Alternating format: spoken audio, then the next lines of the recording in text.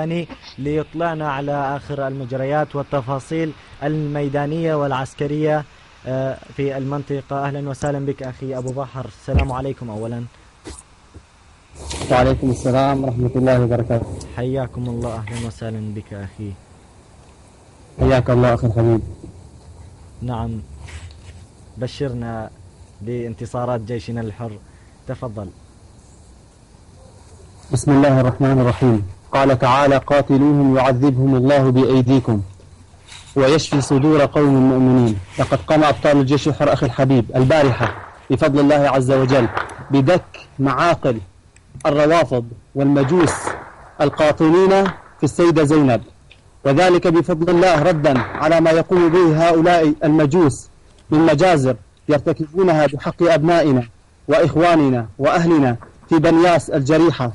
والحمد لله تم تكبيدهم خسائر فادحة بفضل الله عز وجل. نسمع الآن أصوات قصف واشتباكات لديكم أخي أبو بحر. نعم أخي صف لنا الوضع. اليوم بفضل الله عز وجل فقد قام أبطال المجاهدون وألوية أحفاد الرسول صلى الله عليه وسلم باقتحام مساكن الضباط العلويين النصيريين المتواجدين في مساكن نجهة بفضل الله عز وجل، وتم التقدم إليهم بفضل الله عز وجل واقتحام حاجز السكة المتواجد بين مخيم الحسينية ومساكن نجهة، وبفضل الله عز وجل تم أخذ هذا الحاجز بالكامل بفضل الله عز وجل.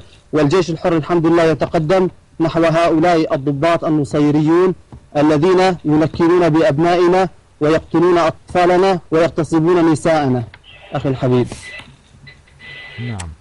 وتم بفضل الله عز وجل أيضا قام أبطال الجيش الحر بدك إدارة المركبات المتواجدة في البويضة بقذائف الهاون عيار 120، وتم بفضل الله إصابات بالغة إدارة التعيينات، وقد تم إصابات بالغة بفضل الله عز وجل في صفوف هؤلاء المجوس. وقد قام أبطال الجيش الحر أيضا باقتحام حاجز مفرق المؤتمرات المتواجد على نواحي منطقة مساكن نجهة، وتم بفضل الله عز وجل أخذ هذا الحاجز بالكامل وتكبيدهم خسائر فادحة، وذلك لأن الجيش الحر يقوم بتطويق هذه المنطقة، منطقة مساكن نجهة، لاقتحام من أجل اقتحامها والرد على المجازر التي يرتكبها هؤلاء المجوس بحق أبنائنا وأطفالنا وأهلنا في منطقة بانياس الجريحة المنكوبة، التي قام هؤلاء المجوس بقتل أطفالنا وأولادنا بشتى. الله أكبر. نحن أخي الحبيب في ميدان المعركة بفضل الله عز وجل، ونتابع مجريات الأحداث بفضل الله عز وجل. فنحن في الميدان إن شاء الله نقاتل مع هؤلاء المشاوس، مع هؤلاء الرجال الذين يقاتلون من أجل إعلاء كلمة لا إله إلا الله، وردا على هؤلاء المجوس والروافض الذين يعتدون علينا ويعتدون على أبنائنا ويقومون بقصف هذه المنطقة المتواجدين فيها، منطقة مخيم الحسينية، بشتى بكافة الحسينية. يعني الآن الأخبار تشير باشتداد حدة القصف العنيف على المنطقة الذي كان منذ لحظات الانفجار الأولى، وذلك من شدة الخوف والهلع، لكن الأبطال لم يهابوهم وقاموا بالهجوم وعليهم وردعوهم ولله الحمد. والأخبار تبشر بالخير في كل مكان، وهناك أيضا انضمامات جديدة لصفوف الجيش الحر من المتدربين الذين دربوا في ساحات الجهاد في مختلف الأراضي السورية، كلهم سوريون ولله الحمد، ودخول بأعداد كبيرة للعاصمة دمشق ولمناطق مختلفة من سوريا من الذين كانوا يهيئون لخوض مثل هذه المعارك التي أخذت وقتا طويلا في التجهيز. وها هي الآن المعركة شرسة، ونأمل من كل شخص قادر من قياديين الجيش الحر على أن يقوم بوضع الكتائب في الصورة بالتحرك على الفور وعدم الجلوس نهائيا، وأخذ خطط سريعة. الخطط كلها كانت مدبرة ولله الحمد للهجوم على مناطق، والآن أصبح الأمر سهلا. نعم أخي الحبيب، الحمد لله بفضل الله عز وجل، وذلك بفضل الله بسبب تكاتف وتعاون إخواننا المجاهدين وتوحدهم من أجل القضاء على هذه الطائفة النجسة بفضل الله عز وجل. لأن في الوحدة النصر أخي الحبيب، لأننا إذا توحدنا بفضل الله عز وجل والله سننتصر على هذا النظام المجوسي بأقل الخسائر بفضل الله عز وجل. والحمد لله الجيش الحر بفضل الله عز وجل انتقل من مرحلة الدفاع إلى مرحلة الهجوم. والله أخي الحبيب إن هذا لهو النصر المبين، إن هذا لهو النصر المبين، حيث تحول الجيش الحر بفضل الله عز وجل من الدفاع إلى الهجوم وضرب معاقل هؤلاء الشبيحة، هؤلاء المجوس في عقر دارهم بفضل الله عز وجل. وها هو الجيش الحر يطوق مساكن نجهة بفضل الله عز وجل، ويقوم إن شاء الله بمحاصرة هذه المنطقة بسبب تواجد الضباط وتواجد الشبيحة والمجوس الذين يقتلون في هذه المنطقة متحصنين بها أخي الحبيب. عندهم كافة أنواع الأسلحة الثقيلة والمتوسطة والخفيفة، والله بفضل الله عز وجل أخي الحبيب والله يفرون كالفئران بفضل الله عز وجل بسبب ما يقوم به أبطال الجيش الحر من تقدم يحرزونه بفضل هؤلاء الأشاوس.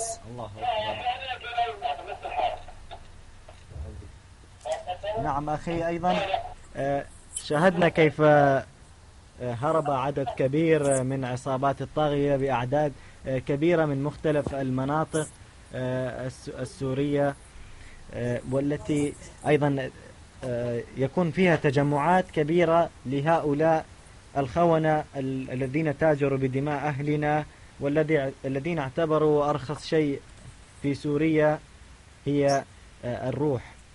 ونحن نعتبر أن سلعة الكرامة هي أغلى شيء في هذه الدنيا.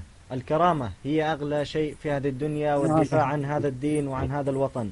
هم باعوا الدنيا وباعوا دينهم، أصلا ليس لهم دين ولا ليس لهم عقيدة. كل إنسان يفكر في أن يقرب بجانب حرة من حرائر سوريا أو يقتل طفل. شاهدنا كيف هي المجازر في كل مكان، لكن الحمد لله لنا الآن جيش حر ومجاهد. والله ليس لنا، نعم والله يا أخي الحبيب ليس لنا من دون الله كاشفة. والله إن العرب نيام، ناموا العرب نيام أخي الحبيب، والله نيام، ناموا ولا تستيقظوا، ما فاز إلا النوم.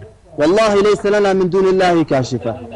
إن الله معنا بفضل الله عز وجل. والله أقسم بالله يا أخي الحبيب نكاد نرى الملائكة تقاتل معنا. والله يا أخي الحبيب هذه بدون مبالغة، نرى الملائكة تقاتل معنا لأننا على الحق إن شاء الله، ولأننا بإذن الله عز وجل ما خرجنا إلا لإعلاء كلمة لا إله إلا الله. ومن خرج لإعلاء كلمة لا إله إلا الله فهو في سبيل الله ويقاتل في سبيل الله، فسينصره الله عز وجل والله ولو كنا قلة.